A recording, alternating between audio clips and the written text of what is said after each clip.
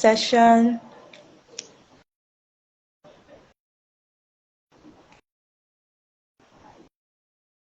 Hello.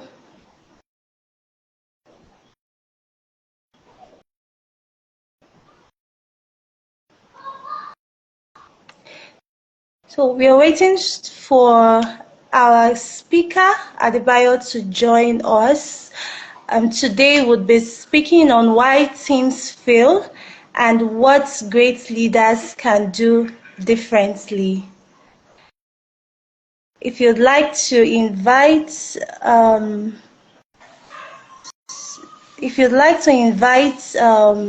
your colleagues to join. Hi, Ibrahim. It's nice to have you here too.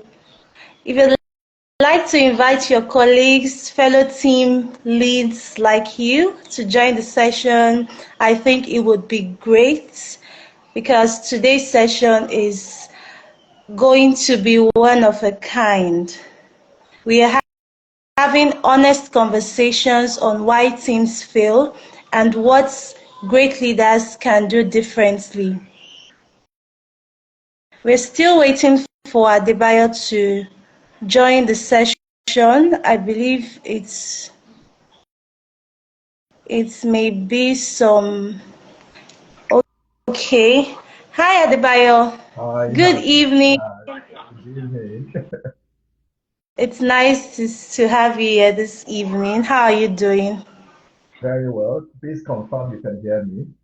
Yes, we can hear you.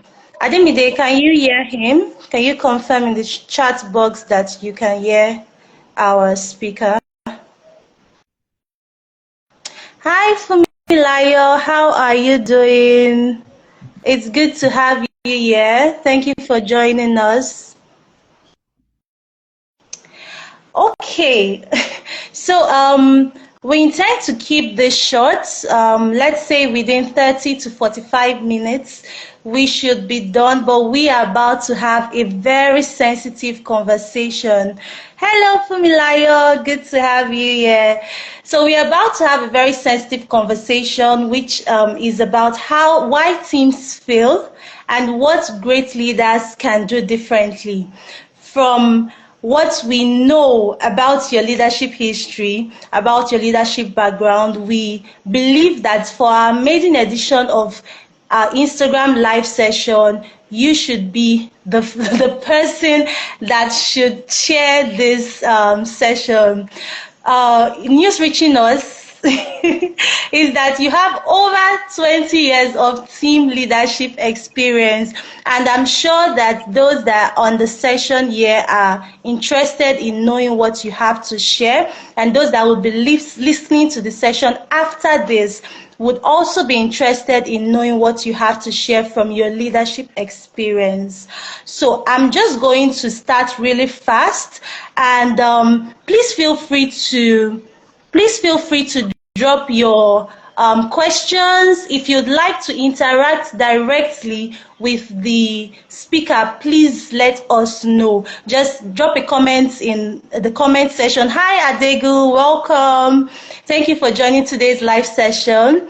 I have on the call with me Adebayo Adegun. He has your surname. The CEO of Crosstie Solutions. We have him here with us as the best person to be our guest speaker for this session. Adebayo has over 20 years of team leadership experience, and because leadership is quite a dicey topic, he is in the best position to discuss this with us. So let's get to know you, Adebayo. Let's start with, your leadership background. Can you quickly run us through your leadership background? Who are you? How did you start your team leadership? Please run us through that quite shortly. All right. Thank you so much, Promise. And thank you so much, everyone, for joining us here today. My name is Adebayo Adegun, lead consultancy at Crosstie Solutions. It's a very important question for me. So my leadership journey started, like you mentioned, close to 2 decades ago. And then it started from various leading teams and leading conversations, actually. And that is you just being intentional about holding up, responsibility assigned to you within an organization. So most times when I'm just a team member within the organization and I could have just looked away, responsibility was shared and just someone who is ready to take ownership of those conversations. And that's exactly how I remember my very first boss, Okoyemi, actually, discovered and said, you know what, you're just going to be the next team lead for this particular organization. And that was exactly how I got into leadership. It's been a journey for me through the ups and downs, leading people, managing expectations, managing yourself, and still delivering results on all of the various things. So for me, that has been the journey for me in my leadership journey. Thank you so much, Promise. Okay, shout out to Okoyemi. Mr. Okoyemi, if you see this video, shout out to you. Thank you for giving Adebayo the opportunity to be a team lead and making him strong enough to, share his own experience and impact other upcoming and already situated team leads. So, because we are talking about the mistakes team make, what mistakes they make that make them fail, and we're talking about the reasons leaders, what leaders can do differently, what great leaders can do differently. Now, we also know that apart from your leadership experience, you own an organization. You are the CEO of an organization, Crosstie Solutions, a training and management consulting firm, and being an organization that has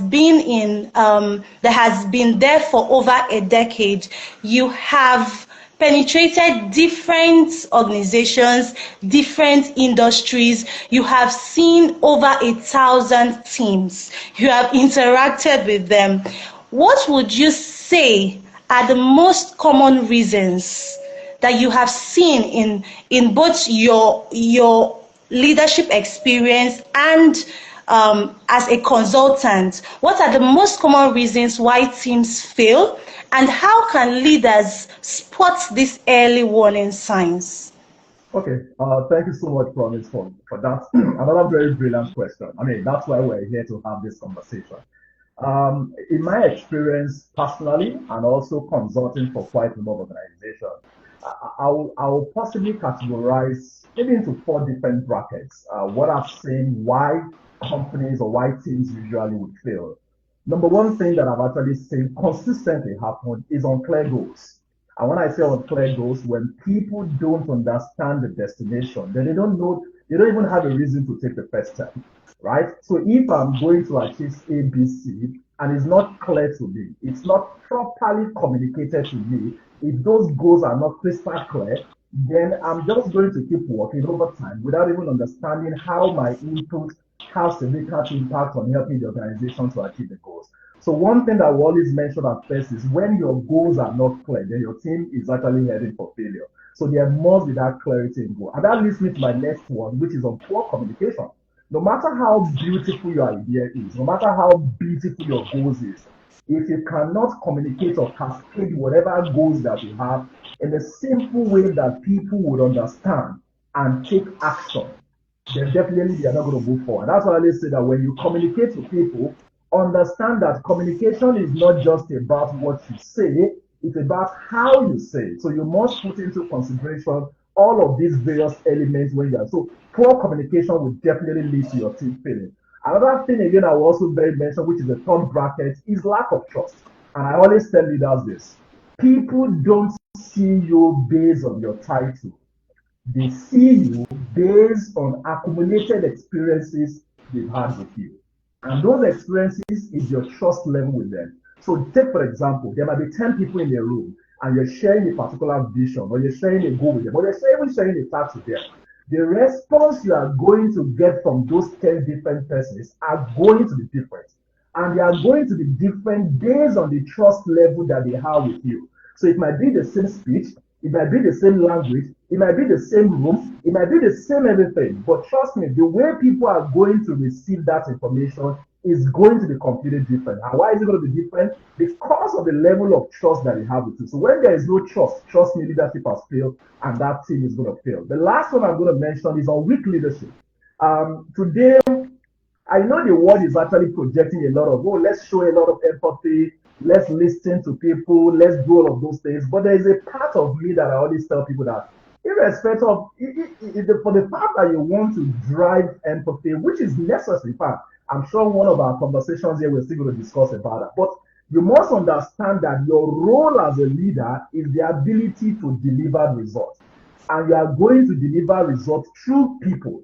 So if you as a leader do not have that, you don't have that sense of accountability, that level of responsibility to drive people to deliver on the results, then trust me, your team is going to fail. So for me, those 4 goals, which is unclear goals, poor communication, lack of trust, and weak leadership are those elements. And what are those signs that you can quickly see, just like you have, what are those signs that you can spot on time as a leader? Once to start seeing one of these four, number one is low engagement. Once to start seeing the level of engagement in your team drop drastically, just know that yes, something is happening with your team. When you begin to also see frequent misunderstandings within your team, where people are not focusing, and you as a leader, you spend a lot of time resolving conflicts than actually getting the job done. So if you find that there is always misunderstanding within your team, then you understand that that's a sign that you need to do something quickly.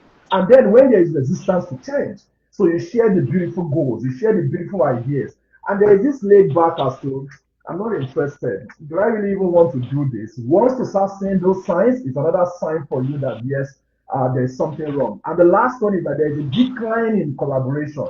When people struggle to collaborate within your team, it's also another sign for you that yes, something is wrong within that team that you should quickly need to fix. That will be my answer to that question. I hope I've actually answered it well. I promise. Yes, you actually have. It brings me to for those that are watching us and engaging in the comment section. Hi, Fumilayo. Thank you so much for engaging.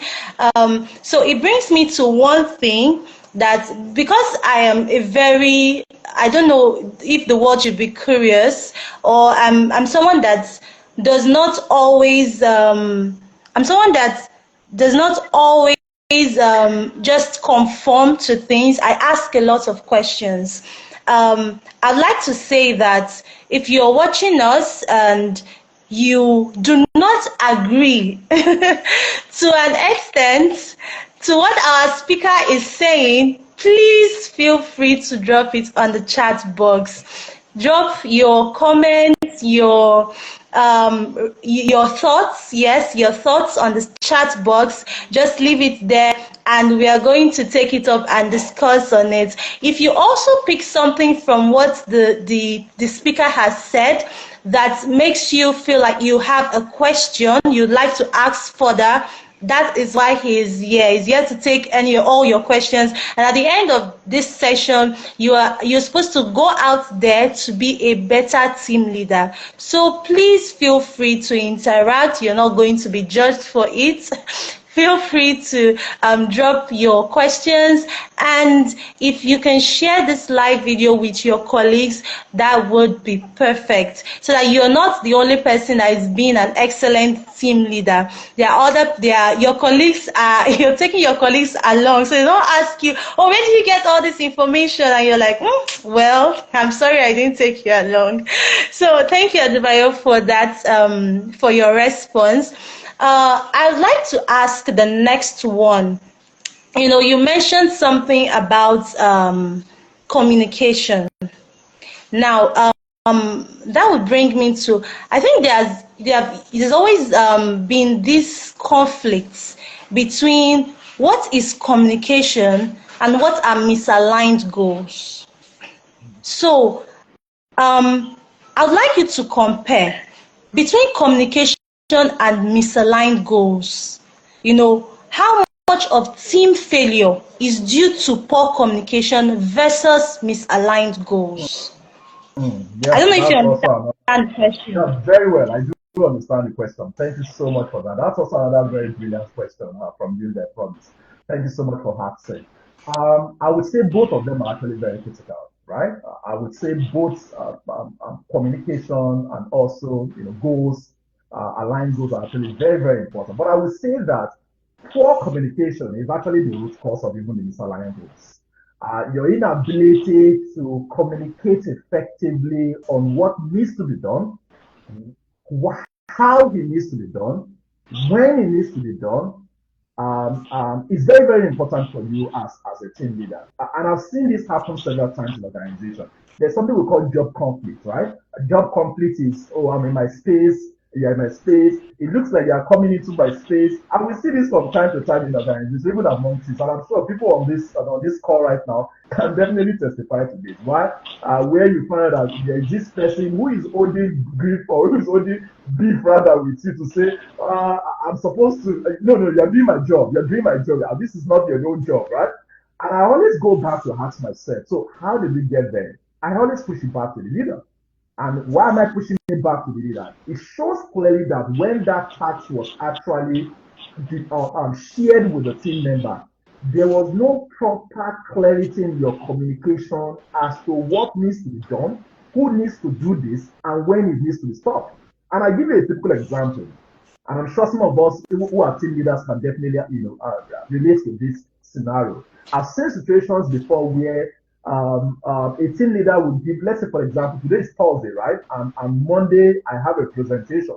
And I asked my team member, please go ahead, you, Mr. A, make the research, for that particular presentation. When you're done making that research work, please transfer the research work to Mr. B, who is now going to do the presentation slide, right? And I've played that, right? Most times, what do you see from team members is that on Monday, we don't get to see the project or you don't get to see the slide in your inbox. And then you go to your team members to ask the question, what is going on, guys? I've not seen this thing from you. I've not seen the slide in my inbox. And then you have questions like, I'm done with my work. Mr. B did not come to collect that part of the job. Or Mr. B will say, oh, I'm waiting for Mr. A to come back. A lot of us as leaders, our default reaction to that situation is that we start to shout. I don't care how you guys want to do it. I just want you to get the job done right now. Yes, even though they might align at that point and get the job done, but I'm sure there's still something fundamentally wrong there that you have not fixed, which is in terms of the goal that you want them to achieve, the way you have communicated this has not been done properly. And that is why I said it flies on who needs to do what needs to be done, when it needs to be done, how it needs to be done. So if the communication have gone this way to say, hey, Mr. A, I need you to do a research work, and by 4 p.m., I need you to deliver it to Mr. B, right? I've given that instruction as to when it needs to be done. When we don't put it, I'm sure if my team members would say something about Adebayo, they will say, Adebayo does not give a task without a deadline.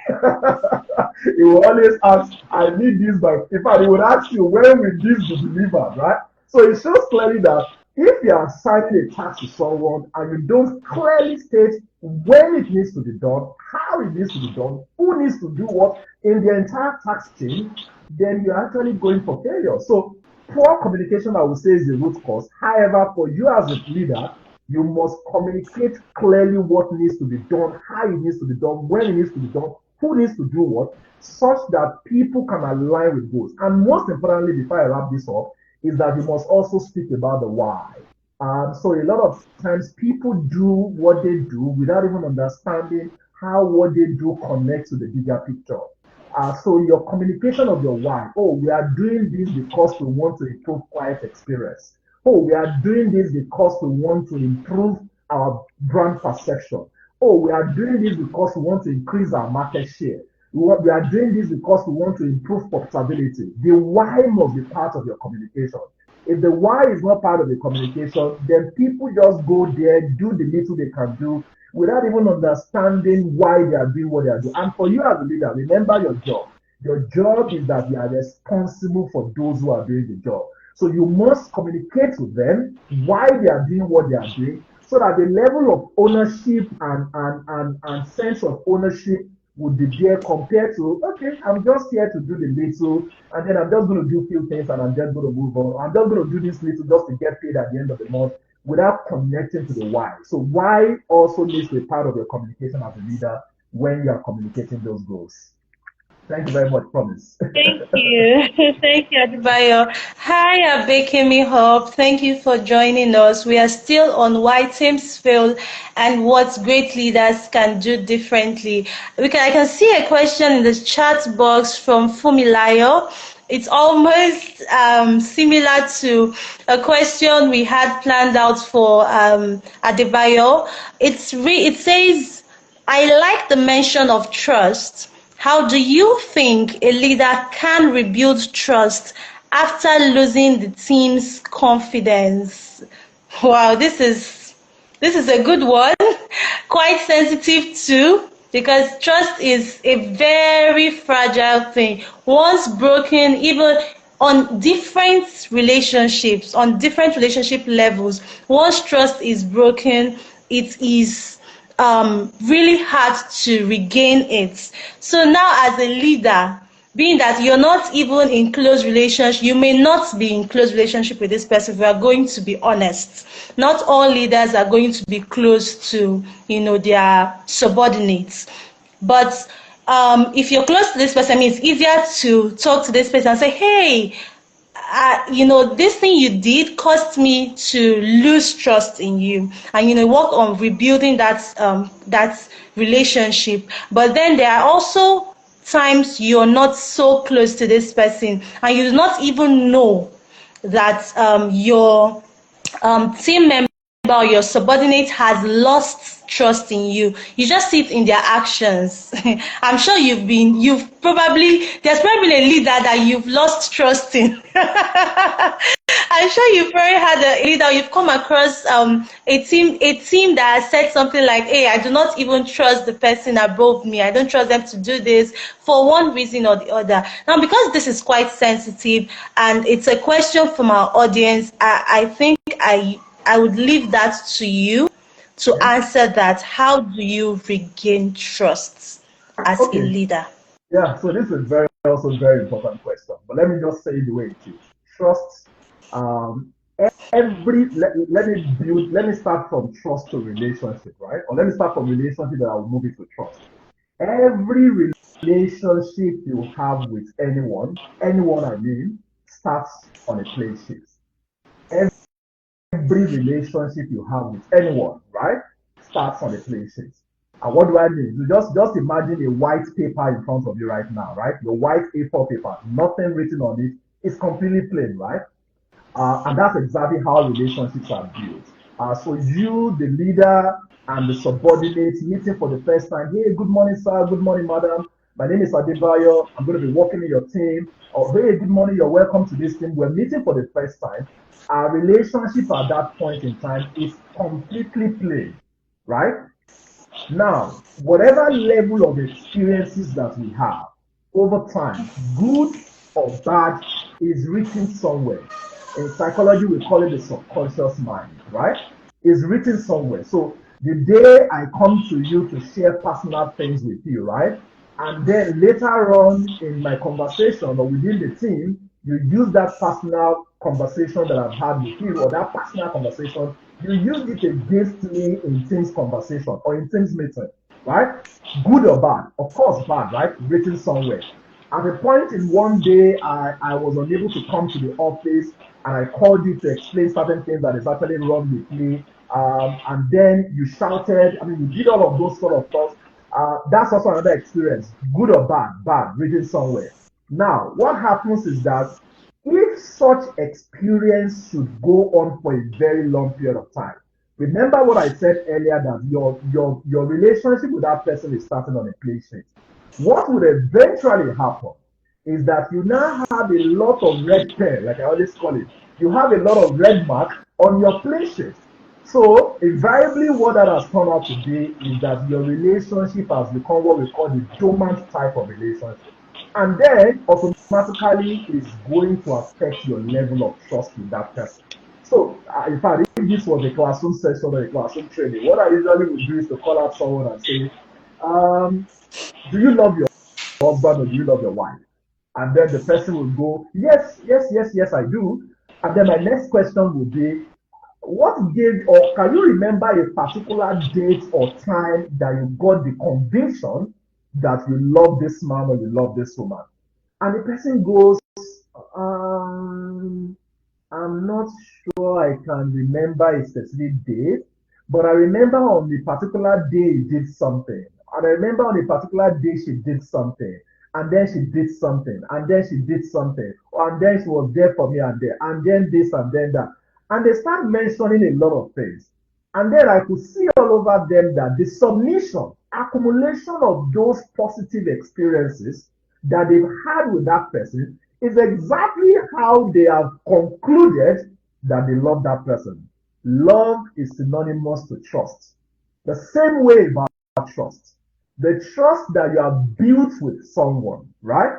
Over time, ensuring that you have positive experiences with people will definitely lead to a level of trust. And now, for one reason or the other, the trust had to be shattered or something happened to that trust level, right? And it had then had to go down.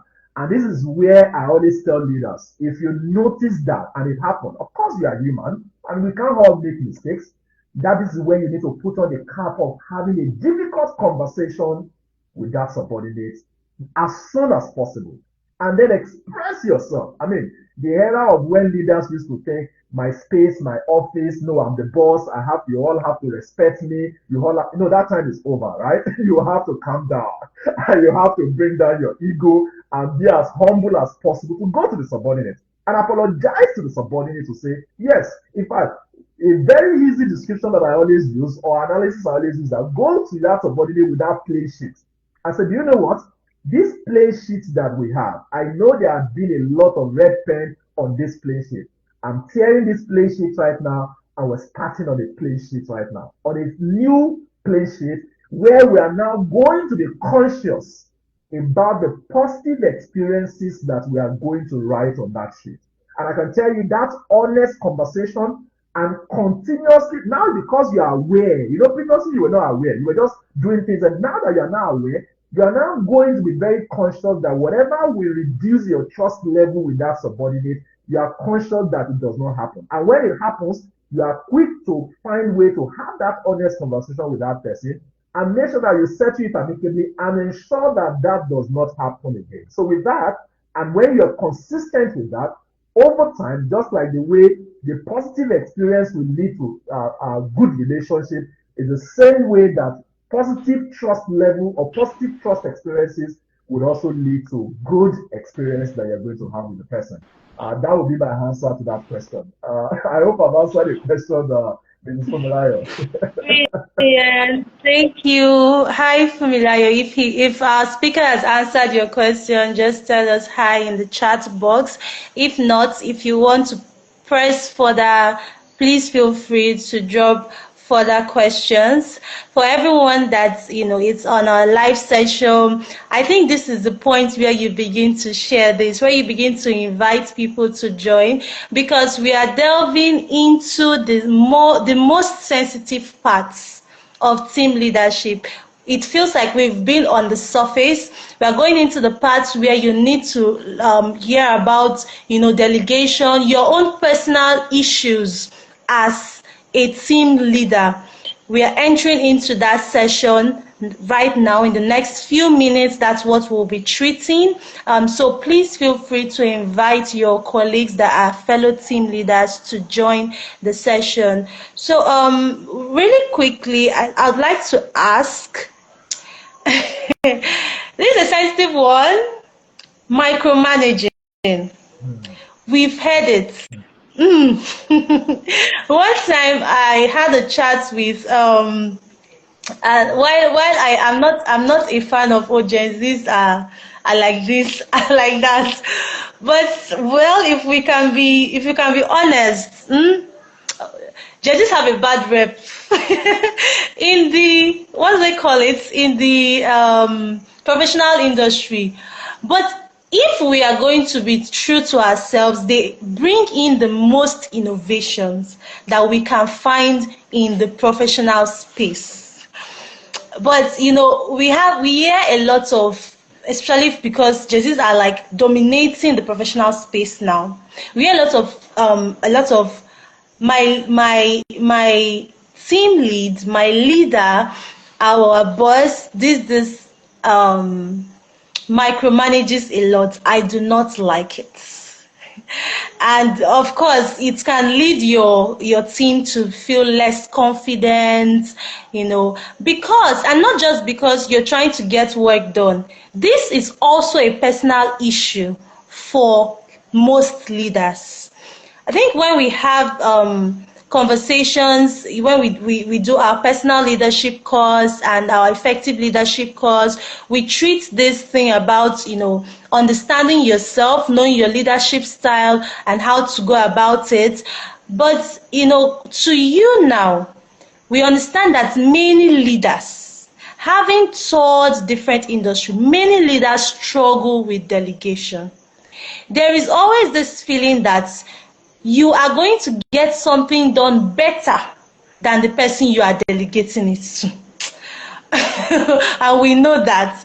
So how can you build your team? How can you delegate in a way to build your teams, to be proper, to be successful, to be able to handle issues, to be able to handle work even without you, without micromanaging them? Yeah, thank you so much, Robin. I mean, micromanaging is it's a very, very, very sensitive conversation, and a lot of people actually talk about it, either from the employee perspective or also from the leadership perspective. But since we're discussing with leaders today, let's focus on leaders, right, in terms of micromanaging. So again, Okay. and you're very correct to talk about your personality, who you are. So if you are a perfectionist in code, that's the cautious, conscientious personality, you have a high tendency to want to micromanage. Let me just say that back. Because again, we are human, so I must always come from that human standpoint first. If you know that you are AK Mr. Perfectionist, if you know you are that person who, before you click on the send of an email, you want to read like 1,001 times before you click on that send email, then that means you have that trait of being a perfectionist. Then you have that high tendency to actually do what? To micromanage people, right? Having said that, let me also say clearly that delegation is about trust. Um, and I'm just going to share with you certain simple steps that you can use in order for you to delegate. I mean, you have said something that I think is very important. Promise. You said sometimes you prefer to you don't want to delegate, or you don't trust the person enough such that you think that they can't do it the way you would have done it.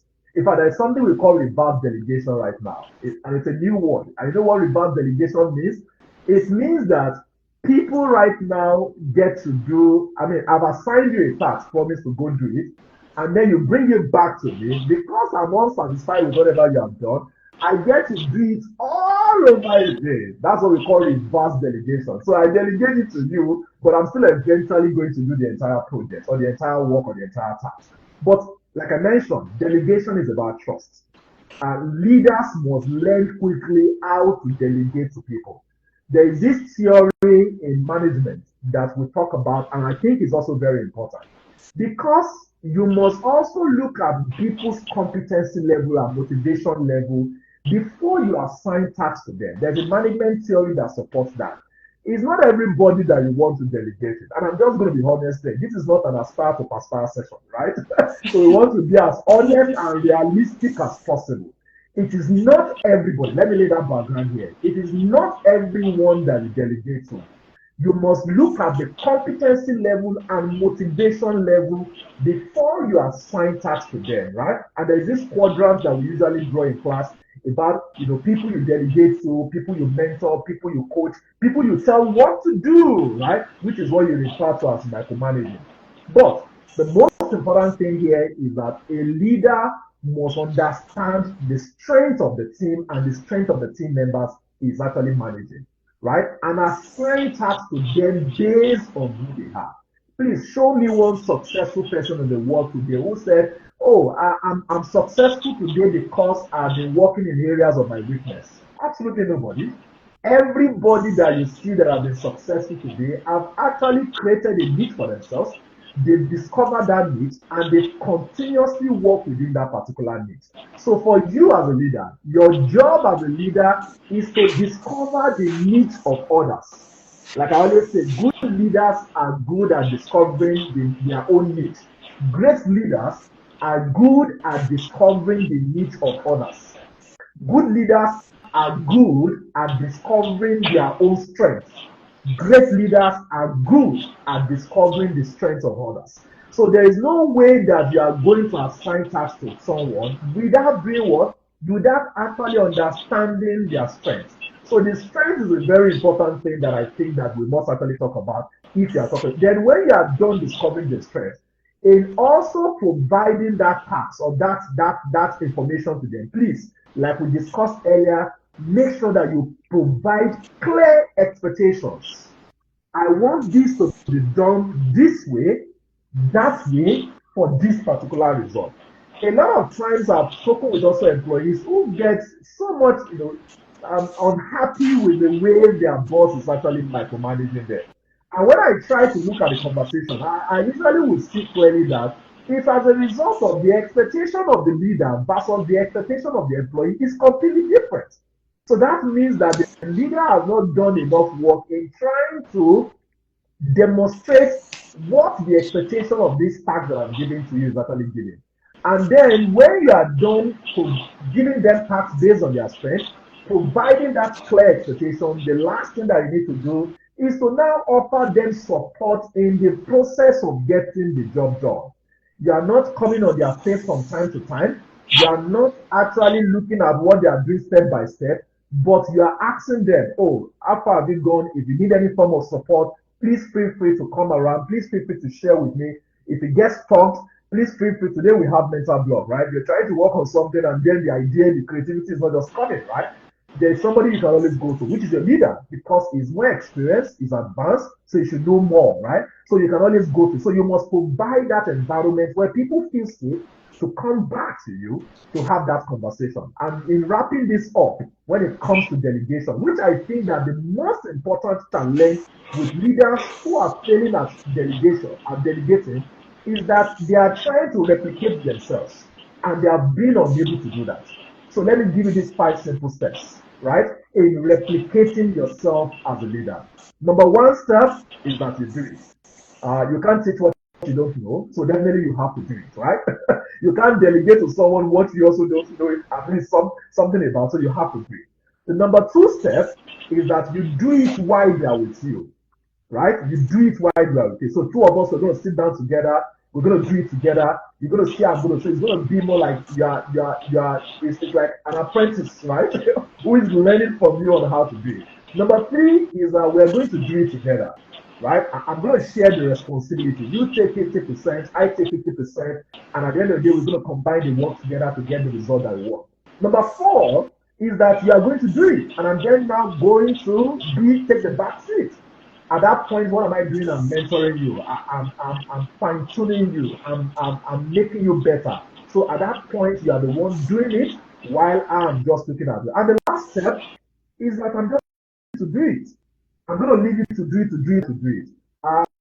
You see these 5 steps that I've mentioned right now. I can assure you that you're going to achieve it in 1 month or in 2 months or even in it might even take you 1 year to achieve. But when eventually train your people in such a way that they can do it exactly the same way you want it done, or they can even do it better because you have employed them to make it better, then definitely that's the point where you begin to win as a leader. So please, delegation is very important for you. And I always say leaders who have failed to delegate, they don't even understand the advantage of delegation, because when you delegate things to your subordinates, it allows you to focus on more strategic things.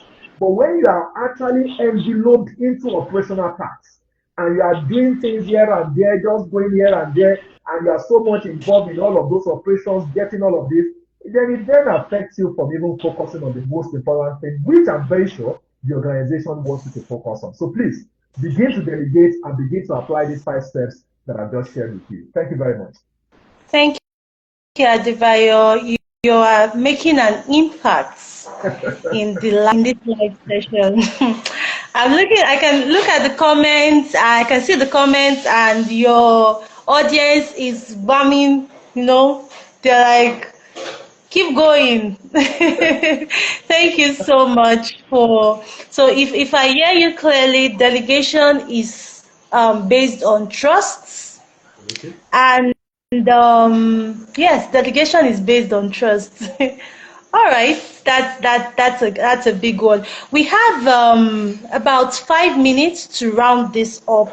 Please, if you have questions, if you'd like to interact, if you'd like to speak, directly with our speaker, please indicate in the comment section, and we would attend to you immediately. We have about 5 minutes to wrap up. So we're going to just treat 3 questions on the surface, like really quick. We're going to treat it really quick. So I would like to ask, my questions are plenty, but you can't answer all of them. You can't answer all of them right now. So, we have, we hear, like you said, this is not an aspire to acquire session. It's not what we call a motivational session. So we hear 5 habits to improve, 6 habits to succeed, this, and habits are usually based on the good things. They are usually based on the good things.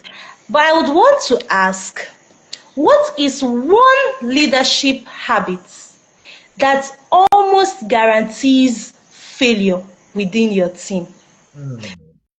Now, we're not looking at habits that guarantees team success. Okay. We're looking at the habits, just one major habit that if you continue with that habit, definitely your team will fail.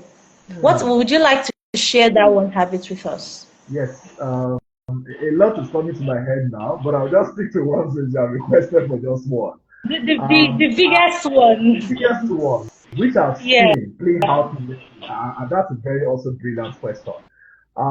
One that I've seen play out lately is leaders now avoid difficult conversations. I don't know why, but I think that I see a lot of leaders today, they are scared to initiate conversations, addressing conflict, addressing performance issues, addressing misalignment, addressing resentment built, addressing when teams suffers, addressing habits, addressing certain culture pattern or behavioral pattern that you don't want within your team, and we just let it slide. And in fact, I usually will tell teams, please, our team leaders, you are unconsciously building it. There's something we call organization culture, and there's also something that we call team culture, right? So your organization can have its own culture, but I always say that elements of the team culture within an organization is exactly what will make up for your organization culture. So when you talk about team culture, and this is on you as a leader, please, you cannot delegate this one. We just talk about it, but this one you cannot delegate. It's your responsibility. When you see certain behavioral patterns, when you see certain habits that you don't want within your team, please, immediately you see, address it right there. Because this is how it works. And let's be very practical. This is how it works. Mr. A shouted at Mr. B. You, as a leader, you were in that meeting when that incident happened. You said nothing, right? Unconsciously, what have you said? You didn't say anything, but you have said something. Guess what you have said? You have said it's okay to shout. That's what you have said. And then another day again, but here's the most important part. While Mr. A was shouting at Mr. B, Mr. C or Madam C saw that incident, right? Saw the incident when Mr. A was shouting at Mr. B. Now, to Madam C, who is in that scenario, who is not affected with that scenario, automatically feels that, okay, I think it's okay to shout here. I think it's allowed here. You can do so. And guess what happened down the lane? 6 months, 1 year after, you will come back to meet people like us in Cross-Site Solutions to say, my team is now filled with people shouting up and down. Please come and help us have a leadership session so that we can minimize the level of shout we have in our team. But let me be honest with you. It started from day one.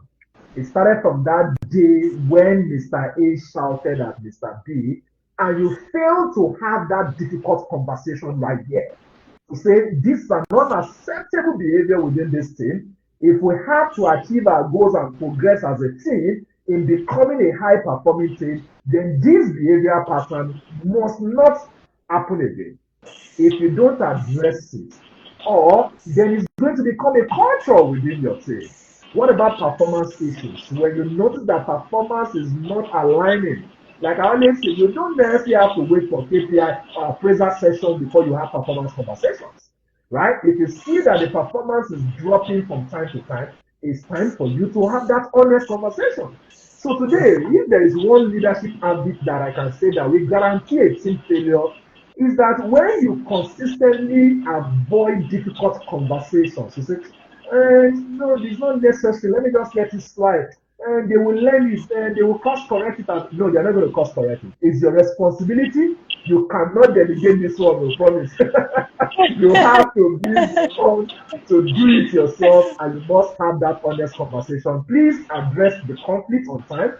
Please manage performance issues. Please manage behavioral patterns that you don't want in your team. If you tackle all these challenges head on with honesty and with empathy, I can assure you that yes, your team will become a high performing team. Thank you very much. Thank you. It has been an amazing session.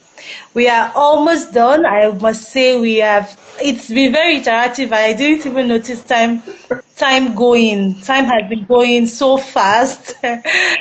Wow.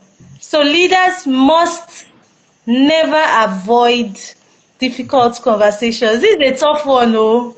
When we do the DISC assessment and we talk about especially the S personality,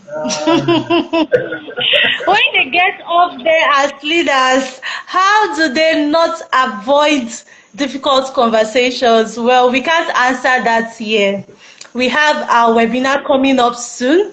We have another live session coming up soon. Brace yourself. Leadership is a topic that must be discussed, and one thing that we have figured out perfectly at Cross-Site Solutions is leadership. So we are going to continuously impact through our live sessions at different locations, wherever we're hosting our sessions. Be rest assured that you would be informed through our webinars that are coming up and through our trainings. I mean, we have the effective leadership training, we have our personal leadership. You do your DISC assessment, you understand your personality, who you are, because that's even the first step to leadership. Thank you so much, Adebayo. I think for now, I mean, while we're looking at asking the last question, because we can't take everything. During our other sessions, our live sessions and our webinar sessions, we are going to treat, how to handle team motivation. When some team members are highly motivated, the other ones, are just there, disengaged. We've all seen that. And because we are transitioning into remote and hybrid work, in fact, I don't think I have spotted recently any organization that does fully on-site. It's usually remote and hybrid, and we are dealing with people. It is very hard to manage people. So we are going to also talk about that subsequently. But if you'd like to interact with the speaker, if you'd like to, have a one-on-one, ask questions, talk to him after this session, please, this is the point where you drop your your name and a contact information. It could be, do you want us to reach you through emails? Would you like us to call you? Just drop your number, your email addresses, but your name and one contact information has to be there. This is the time to do it. If you'd like to interact with the speaker after this, you can also follow him on LinkedIn, where he shares other insightful experience and advice. You can reach out to him via DM, Adebayo Adegun. So our last question, we have to close. We just want one piece of advice. Adebayo, give just one piece of advice to team leaders that are looking to ensure that their teams succeed. Okay. One piece of advice that I would give would be that please, let's lead with clarity and with empathy. Let's lead with clarity and also with empathy. A team that understands the purpose and they feel valued. That's the word. They understand the purpose. The purpose is the clarity as to what we want to achieve and why we need to achieve that. And a team that feels valued, that my contribution in this team, whatever I'm bringing to the table, is valued and feels valued, we definitely have outperformed those who don't feel that same way. So please, I would say that yes, a team that understands that purpose and that feels that valued will always, always, always outperform the one that doesn't, right? So please, leaders, let's continuously lead with clarity and let us also continuously lead with empathy. Empathy today is very important. We're living in a world where people are going through a lot and they still have to show up at work. The least we can do is to listen to them, is to hear them. And that's why for you as a leader, you have to put on different caps at different times. You put on the cap of the coach, you put on the cap of the mentor, you put on the cap of the friend, you put on the cap of an accountability partner, you put on the cap of clarity. You put on the different caps as leader. So please lead with clarity and also lead with empathy. If you follow through on that, I can assure you that yes, we are going to build an unstoppable and a high performing team. That would be my one piece of advice for leaders tonight. Thank you. Thank you. I believe that as I am stepping out of here, even for me alone, in fact, I'm ready to lead the whole of Nigeria.